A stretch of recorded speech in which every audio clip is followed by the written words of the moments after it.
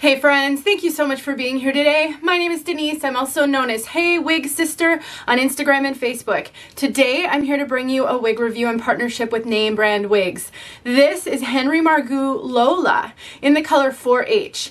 This is one of their all-time best sellers, and I'm excited to show her to you.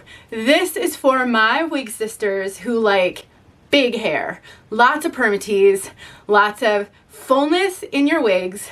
Then you want to know about Lola because she has all those things. Let's talk about her.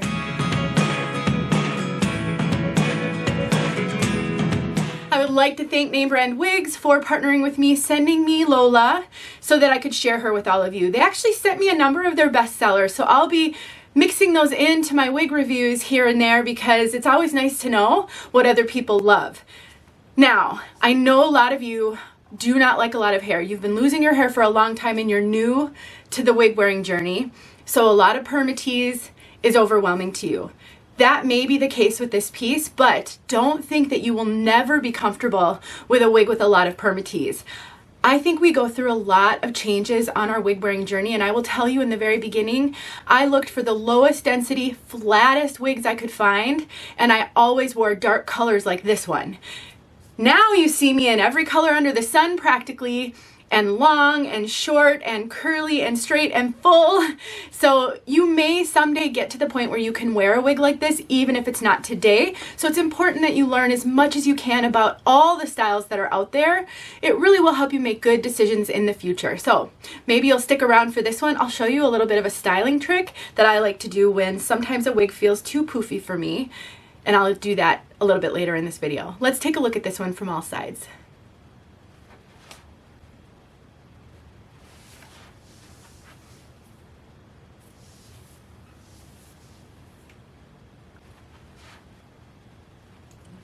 Now Lola is a basic cap, otherwise known as a machine-made cap wig that does keep the price point down a bit because lace fronts and monofilament do increase the cost a lot because they're hand-tied features. So this one doesn't have any of those. In addition, a wig with a basic cap that's shorter like this and has regular synthetic fibers does tend to be very hardy. So if you're looking for a workhorse wig that's going to last you a long time, a style like this will potentially do that for you. So even if you don't love this style in particular, just keep that in mind as you're looking for wigs, especially if you're on a really tight budget.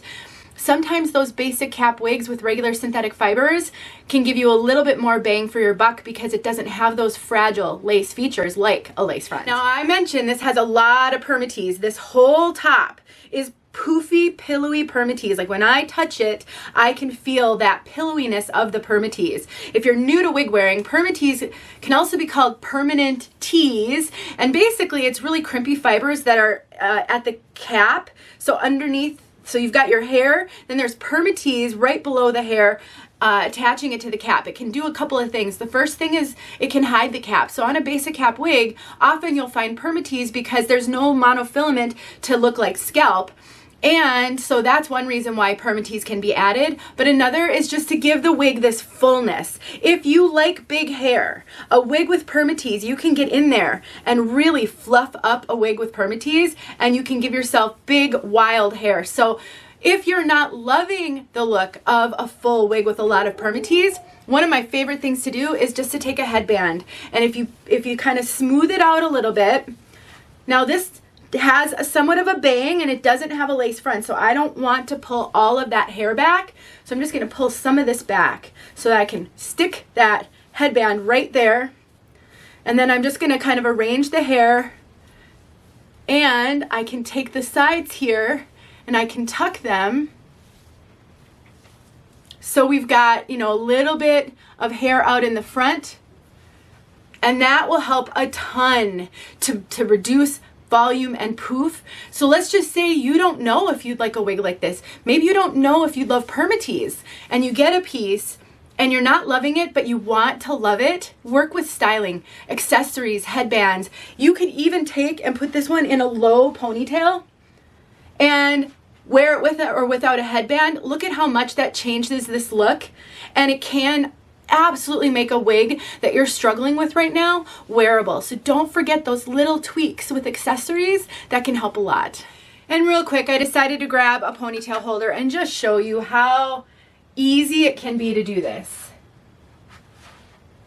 I'll put some pictures on the end. Friends, I'm not trying to sell you this wig. I'm just trying to give you guys all the information I can and give you ideas. I was where a lot of you are in the beginning. I had boxes full of wigs that I bought that didn't work for me because I didn't know how to work with them. Now that I do, I could wear just about anything.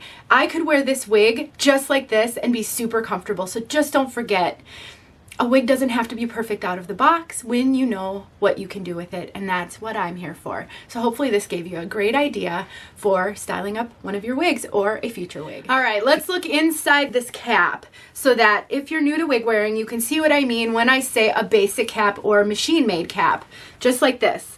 No lace front, just all cap. This is where all that Permatease lives.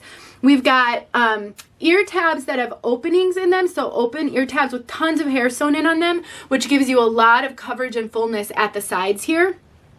And then we've got not an extended nape, so no extension on that nape. We've got Velcro adjusters, and the rest is open wefted. Now, I find Henry Margu wigs to run pretty true to average, sometimes a little bit smaller than average. I find a lot of variation when it comes to Henry Margu wigs. This wig is fitting me small. First of all, let me take the wig grip off because that really helps me to see how it's fitting. And I do have these adjusters cinched in a little bit, so I'm gonna take them and put them all the way out, and then I can really give you a sense. Yeah, so I am finding the circumference to be really average. Taking those adjusters all the way out has this super loose on my head. So I have a 21 and a quarter, 21.25 inch circumference. And when I cinch it in, like, see how far? Almost all the way. Just a little bit of room left. That's where it fits me more comfortably.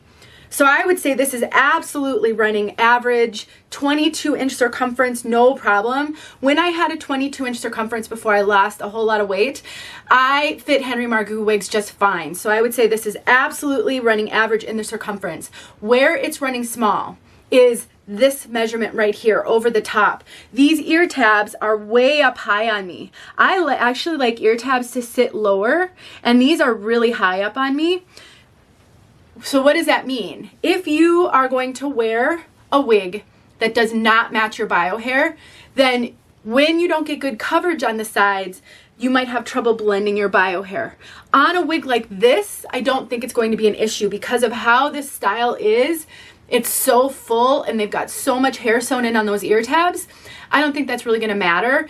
As you could see, even when I tucked it a little bit, I think it's fine. So just look at my measurements and know that it's running very small over the top, but average in the circumference. So if you have really petite over the top of your head measurements like me, it's probably gonna be fine. It's tough to talk about fit when there's a disparity like this, where it's small in one area but not small in another. And I would say just always compare your measurements to mine when I'm trying to describe how it fits me. I would say it's comfortable, but it definitely isn't giving me great coverage. All right, let's talk about color.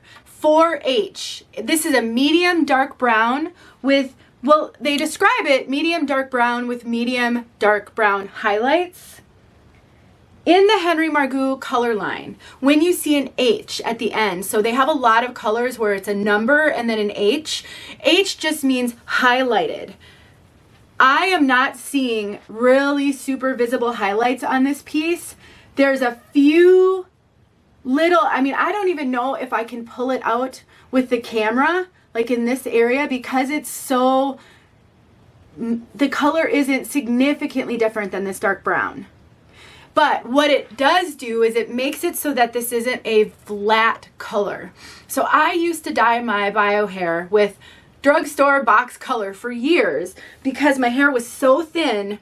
I didn't want to go to a hairstylist, and I found that when I put box color on my hair, it kind of thickened it up a little bit for a period of time. So I would choose generally a 4, sometimes a 2, but generally a 4. This reminds me very much like what I would color my hair with those box colors, but it's not flat like a box color will be. It's kind of a little bit dynamic. It doesn't really pull red. It's very rich, super deep dark brown that's rich looking, but no super visible highlights, if that helps you. So if you love dark browns and you don't really want blonde highlights or red or auburn, then this could be a great color for you. It has just enough depth to be interesting, but not overly highlighted. Let's get outside so you can see this color outside. Thanks once again to Name Brand Wigs. Details in the description in case you'd like to check this wig out or just any of the styles that they carry. They're a wonderful online retailer. Thanks for watching, guys. I'll talk to you soon. All right, friends, here we are, 4-H outside. I just took this wig out of the box, so ran a comb through it, and that's it so far.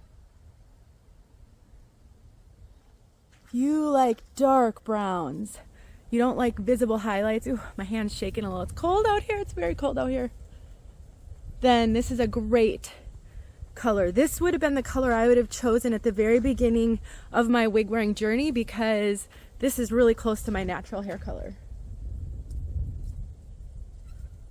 And since I never went to a salon, I never got my hair colored. I used dark brown box color to thicken up the strands a little bit, but that's it. All right, I'm going in. Thanks for watching.